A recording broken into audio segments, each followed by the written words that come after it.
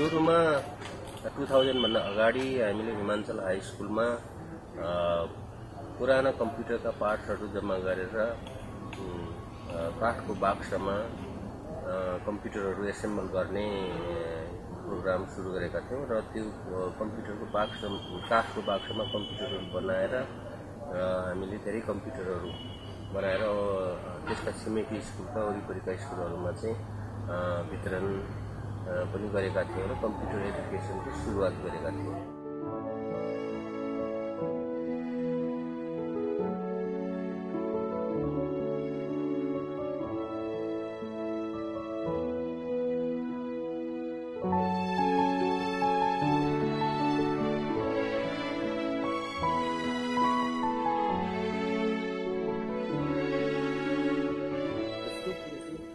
त्यति बेलाको समयमा नेपालको कुनै पनि गाउँमा टेलिफोन अथवा कुनै पनि किसिमको कम्युनिकेसन सुविधाहरू थिएन र हामीले यो प्रविधिलाई प्रयोग गरेर गाउँको बिचमा एउटा लोकल कम्युनिकेसन सिस्टम डेभलप गर्ने पनि थियो।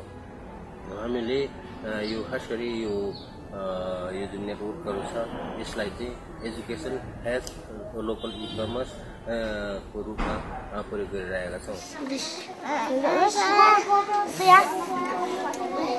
20 रुपैयाँ।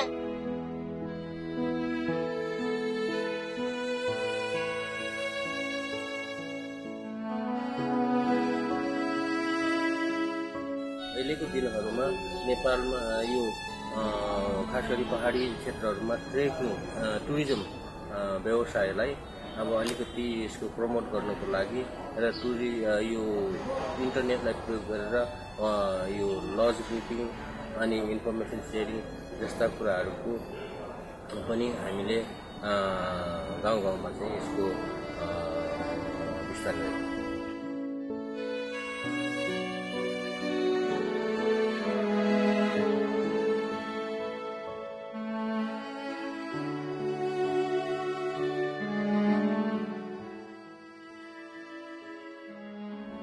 अहिलेसम्म हामीले हरेक वर्षको 20-25 वटा अथवा 30 वटासम्म गाउँहरूलाई चाहिँ हरेक वर्ष चाहिँ लिङ्क गरिरहेका छौँ र यो लिङ्क खास गरी गाउँलेहरूको डिमान्ड अनुसार चाहिँ हामीले गरिरहेका छौँ।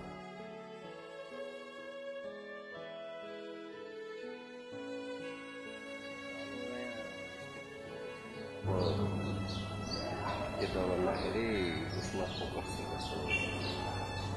एजुकेसन होइन कन्टेन्ट डेलिभरीमा चाहिँ फोकस गर्नुपर्छ भन्ने